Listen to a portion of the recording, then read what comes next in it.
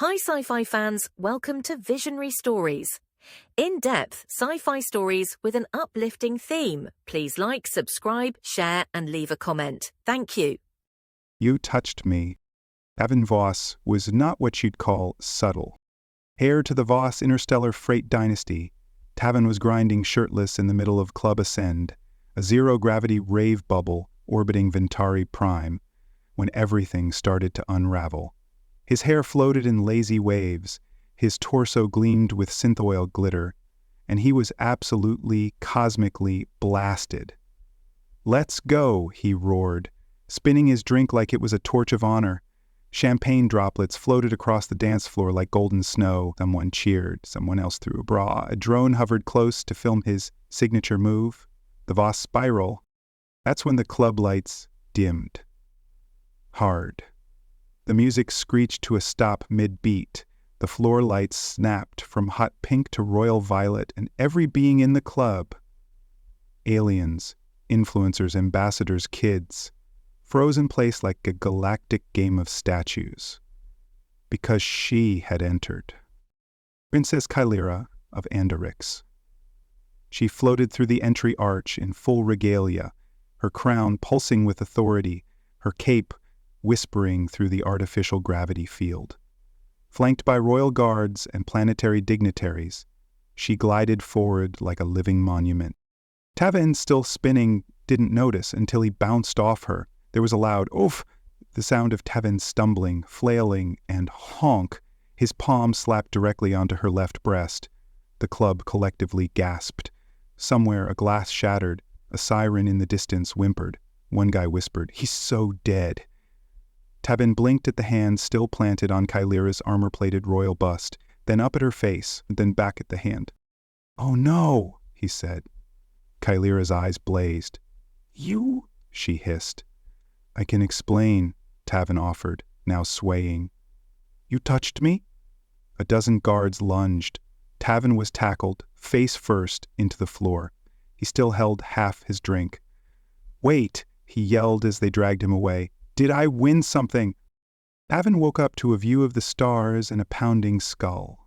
He sat up slowly, groaning, only to realize he wasn't in a jail cell or a medical bay, but aboard a royal cruiser. Clean lines, ornate crests. Everything smelled like legal consequences. An Anderix steward entered carrying a data tablet. "Tavven Voss, son of Rhaegar Voss of the Voss Interstellar Logistics Empire." Tavven rubbed his face.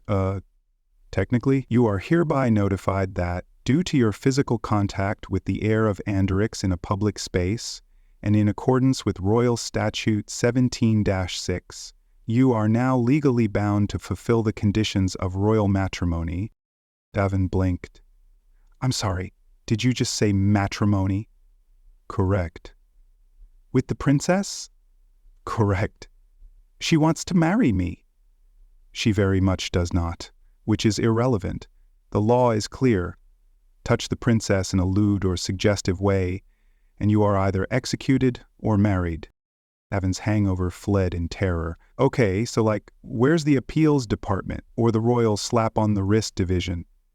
"There is no appeals process. People touch things in clubs all the time," Tavven protested. "It's half the point." The steward tapped the screen. "Your father has been notified." Tavven groaned. "Great. He's going to murder me, and then buy the planet." The screen on the wall lit up. Rhaegar Voss appeared, looking like a disappointed godfather in a three-piece grav suit. "Son," he said. "Dad," Tavven croaked. "You've elevated screwing up to an art form," Rhaegar sighed. "But this is your Mona Lisa." "Dad, I tripped on a royal tit." Tavven pointed at the steward. "She said armor-plated. It barely counts." Rhaegar's face was stone. "You've got two options, Tavven. 1, marry the princess. 2, lose your head and every Voss shipping contract in Anderix space." Tavven's mouth opened, closed, opened again. "Do I get to pick the cake flavor?"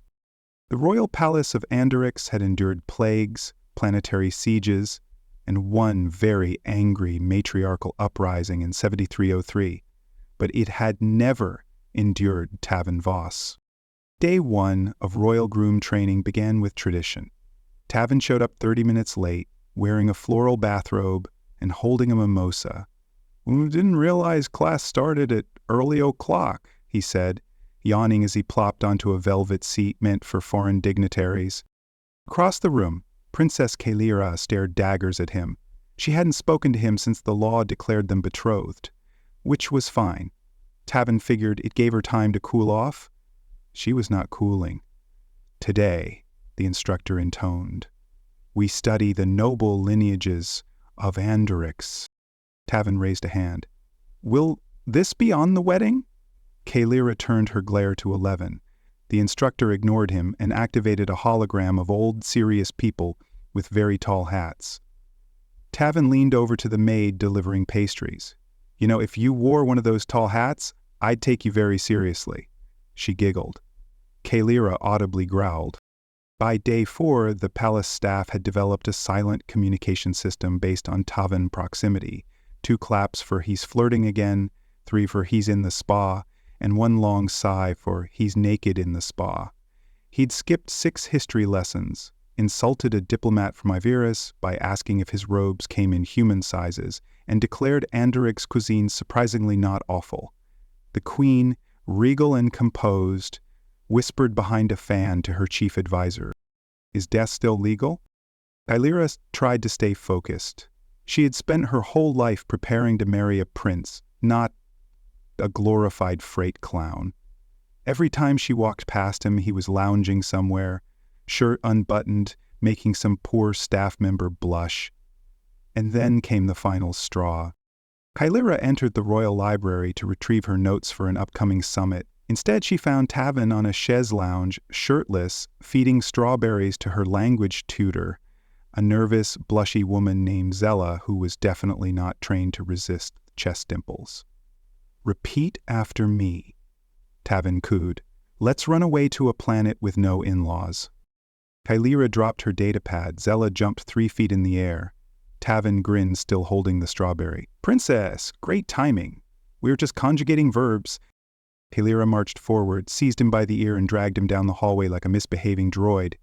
His yelps echoed off the marble. "Oh, careful!" "Royal cartilage, careful." She kicked open a side door and shoved him into a private chamber. "Do you have any idea what your behavior looks like to my people?"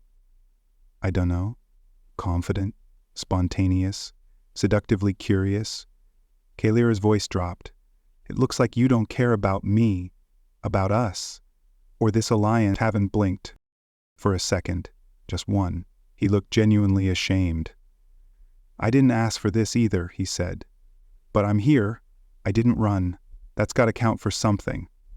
"Not if you keep making a fool of yourself," she snapped. Tavven opened his mouth to retort, then closed it. "Are we done?" he asked quietly. Galera hesitated, then nodded. "Good," he said, straightening his collar. "I'll try to be less terrible. Starting tomorrow." "Tomorrow? I mean, later today?" She crossed her arms. He sighed. "Fine. Now, happy?" She wasn't sure, but something in his eyes made her pause. Meanwhile, elsewhere in the palace, Uncle Varn was watching a holofeed of Tavven doing belly flops into the spa pool while servants placed bets. He turned to a figure cloaked in gray shadow. "This cannot stand." The figure said nothing. "The boy is a clown, a threat to our dignity. The line of Andorix must not be tainted by logistics." Still nothing. "I want this wedding undone," a soft voice replied from the dark. "You want him removed?" "Discreetly," Varn said, sipping from a silver goblet. "No blood at the altar. Just an accident, a broken stair, a blade misplaced, something clean." The figure nodded once and vanished. That night, Tavven lay in his suite staring at the ceiling. He should have been proud. He'd flirted, spawed, and annoyed the princess at least 3 separate times. Classic Voss behavior. But something felt off. Galera's words echoed in his head. "You don't care about us." He frowned. That "us" bothered him more than it should have. He pulled the covers up, stared harder at the ceiling, and tried very hard not to think about what he'd do if he actually wanted her to like him. The next morning, Tavven nearly died. It was a close call. He was reaching for a croissant when the entire breakfast table collapsed inward, like someone had removed the central grav stabilizer. Dishes shattered. Hot tea exploded. Tavven tumbled backwards in a flurry of butter and cutlery. Ow! What the hell, did the floor just betray me? A royal engineer ran in, breathless. Structural failure. Someone tampered with the support field. Tavven blinked. Wait, are you saying someone sabotaged breakfast? Kalira watched from across the room, brows knitted. She didn't say anything, but she was thinking, hard. That afternoon, he tripped a motion-sensitive statue trap during etiquette training. An entire 10-foot bronze effigy of Queen Elendra XXIII nearly decapitated him mid-curtsy. Wow! Tavven yelped, diving to the side. That's not what the book said about posture. Kalira stared at the statue. That shouldn't have moved. The etiquette tutor quit 2 hours later. By day 5, it was clear someone wanted Tavven dead. The pattern was undeniable. Collapsed stairs, faulty grab disc, even a malfunctioning laundry droid that tried to fold him into a towel cabinet. You're a walking hazard, report, muttered his new security escort. I'm just saying, this feels personal, Tavven replied, brushing lint off his 4th change of robes that week. Like extra murdery. Shouldn't have touched the princess, the guard said flatly. Yeah, thanks for the Galactic recap. That night, Tavven couldn't sleep. The palace was too quiet, too still. His suite, usually a haven of spa bubbles and illegal wine, felt like a tomb, so he wandered. Barefoot and shirtless, of course, because Tavven Voss didn't believe in bedtime robes. Or shirts, really. He followed soft lights through arched corridors until he reached the royal gardens. Moonlight spilled across the crystalline plants, glowing softly under twin moons, and there, sitting beneath a twisted light fruit tree, was Kalira. She didn't see him at first. Her face was in her hands, shoulders shaking, gown rumpled. Not the proud princess, not the iron queen-to-be, just a girl, crying. Tavven froze. He could have walked away. He didn't. Hey, he said gently. Kalira's head snapped up. Her eyes were wet, but still sharp. What do you want? I was going to ask the same thing, Tavven said, sitting beside her. It's my 5th assassination attempt this week. Thought maybe it was your birthday. A pause, then miraculously, she laughed. Just once, softly. I'm not trying to kill you, she murmured. Well, someone is. Though, to be fair, I've given them plenty of material. Silence again. Then Kalira whispered, My life is over. Tavven's smile faded. What?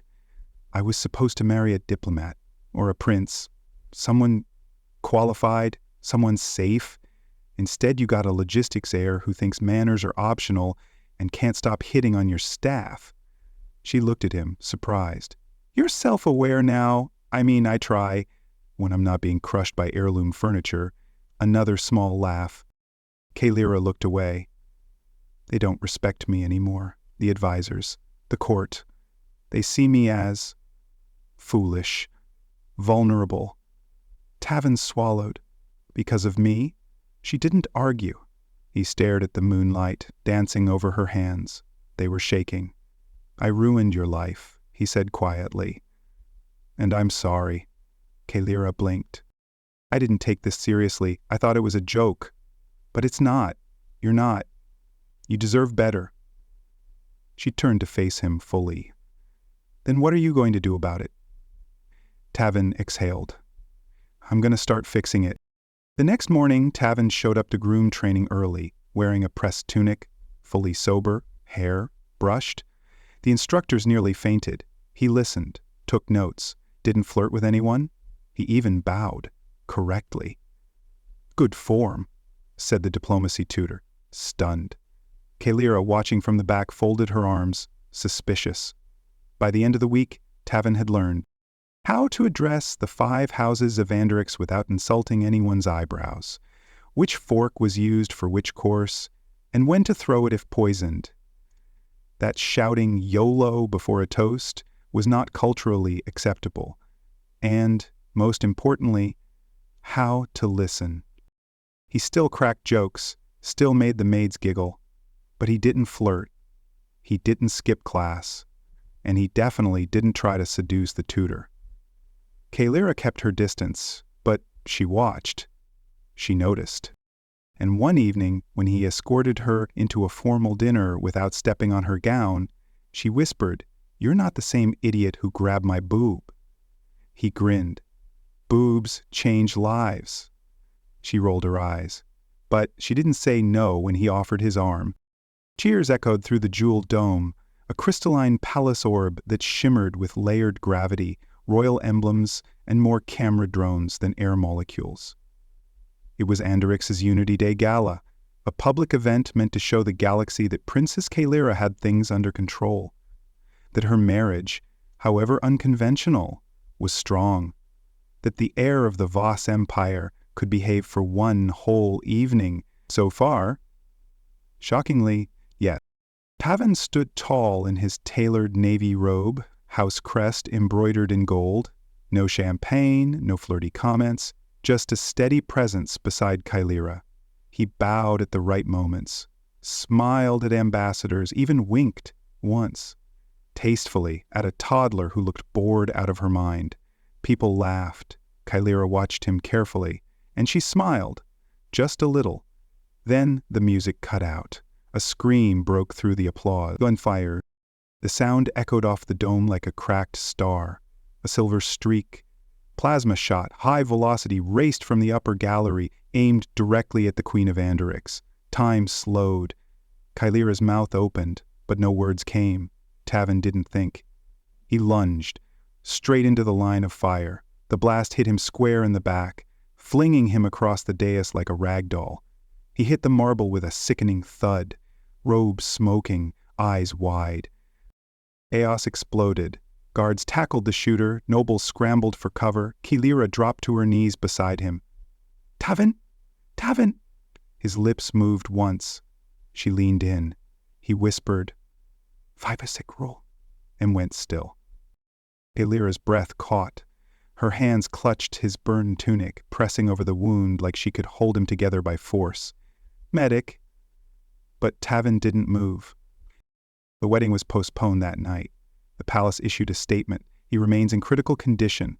The princess has canceled all royal duties until further notice. And behind closed doors, Kalira didn't leave his side. 3 days. That's how long she sat by his bedside in the royal medbay. 3 days of sterile lights, slow drips, and the rhythmic blip of uncertain vitals. She held his hand, spoke softly to his unconscious form. "I hated you," she whispered once. "You were arrogant, infuriating, loud." Pause. "But then you listened, you tried, and you threw yourself in front of a plasma rifle like it was your job." She traced a line across his bandaged knuckles. "I didn't want to admit it, but I was starting to like you." No response. She stayed anyway. On the 4th morning, as dawn filtered through the medbay skylight, Tavven groaned softly. Kalira blinked, bolting upright. "Tavven?" He stirred, eyes fluttering open. He looked around, squinting, then grinned weakly. "Did I miss the buffet?" Kalira's breath escaped all at once. "You complete idiot. Miss you too." She didn't cry, but she also didn't let go of his hand. Recovery was slow. The blast had fractured 2 ribs, collapsed a lung, and scorched his lower back. At first, Tavven joked through the pain, called the mobility droid Sir Rolls-a-Lot, tried to flirt with his nurse once. But something was different. The joke slowed. He started asking for real books about Anderix history, memorized the royal house lineages, practiced proper form with a training stick between rehab sessions. A week after walking again, he requested Anderix sword lessons. Kalira found him in the garden court at dawn, practicing basic stances with a quiet intensity that startled her. He didn't see her watching. Didn't do it for attention, he just did it. The change was slow, uneven, but real. He stopped ogling other women. He stopped skipping protocol briefings. He even corrected a noble's misstatement about Anderix harvest customs politely. Kalira kept her guard up, but it got harder each day, especially when he brought her favorite spiced tea one evening and said, thought you could use a break from pretending you don't hate people." She almost smiled. "You're improving." "I've had good teachers," he said. She tilted her head. "Are you being sincere?" "Only 30%, he said, then paused. "Okay, maybe 80. They sat together as the moons rose, quiet, comfortable, and something unspoken began to grow between them, like a new language they were learning, word by hesitant word. The wedding was so big it made supernova coverage. Every galactic press outlet tuned in. Royal fleets lit up in formation. Andrix's orbit was temporarily closed to civilian traffic to accommodate fireworks staging. Tavven, Vossfully healed, absurdly dashing and shockingly sober, stood at the center of the royal plaza in a ceremonial tunic that actually fit. Gold trim, hair tied back, posture perfect. Mostly. He glanced at the mirror just before walking out and muttered, "I look like a responsible adult. Someone stop me." Kalira waited on the palace steps, framed by banners and light streams. She wore a radiant gown lined with royal silver thread and a blade discreetly strapped to her thigh, because she was still Kalira. The crowd silenced as she descended. Tavven's jaw dropped. Not dramatically, just enough that his father leaned in and muttered, "Mouth closed, son. This one's real." Kalira reached him. "You came," she said softly, "just for him." "You look terrifyingly gorgeous," he replied. "I may pass out." She smirked. "Try not to bleed this time." The queen cleared her throat. The high priest began the rite. The ceremony was ancient and brief, blessing the bond, the bloodline, the balance of power. Hands were wrapped in star-woven silk. A drone choir hummed. Someone in the crowd released gravity doves. It was a lot. But when the final words were spoken, and Tavven was told he may now kiss the princess, he didn't hesitate. He took Kalira's face in his hands, looked into her fierce, clever, brilliant eyes, and kissed her like she was oxygen. She didn't stop him. The reception was chaos in velvet. Tables of alien delicacies stretched for miles. Nobles from every sector mingled and gossiped. Andrix's planetary anthem was remixed into a dance track at least 3 times. Tavven schmoozed.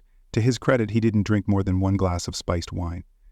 He shook hands, thanked guests, smiled in a way that made people say, "Wow, he's not as awful as I expected." Kalira danced with him twice. His father cornered the queen halfway through the evening, already negotiating expanded shipping lanes. "You know," he said, swirling his drink, "this union could open 5 new trade routes through disputed territory. Efficient, elegant, and mostly legal." The queen sighed. "You're exhausting," he grinned. "I try." Later, while Tavven stood chatting with an ambassador from Telnar 5 about moisture-based currency, it happened. A scandalously dressed alien, tall, sparkly, extremely confident, floated past him. She winked, just a flicker of lashes. Tavven's gaze followed her, for a beat too long. Whack! A slap landed on the back of his head. He turned, shocked. His mother stood there, arms crossed, a withering look in place. "You apologize to your wife, now." Tavven blinked. She raised an eyebrow. "Okay, fine." He walked straight over to Kalira, who was deep in conversation with a general. He bowed. "Lo, forgive my eyeballs, my queen." Kalira arched an elegant brow. "Thinking of defecting already?" "Never. Just..." Startled by the glare, she stared him down, then leaned in and kissed him again, this time with a hand in his hair and 0 hesitation. The crowd cheered. The anthem flared. Above them, fireworks exploded in a sync display that spelled, "Long live the House of Voss and Arix." Tavven looked up, then back at her. "Kalira?" "Yes?" This was a lot. "But I think I love you." She smirked. "You better." And together, they danced into a future no one could have predicted, but the whole galaxy would remember. That night, in their new bedroom, smooth and cool Carithian silk adorned the bed.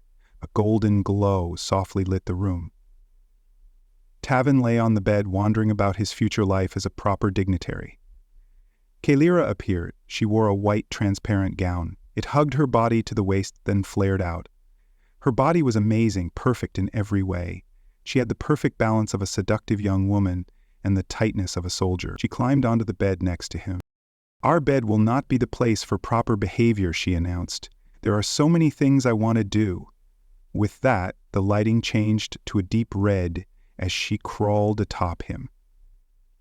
The next day, the palace was all whispers. The day was half gone, and the new couple had still not left their room. When the guards approached the doors to check, they still heard moans.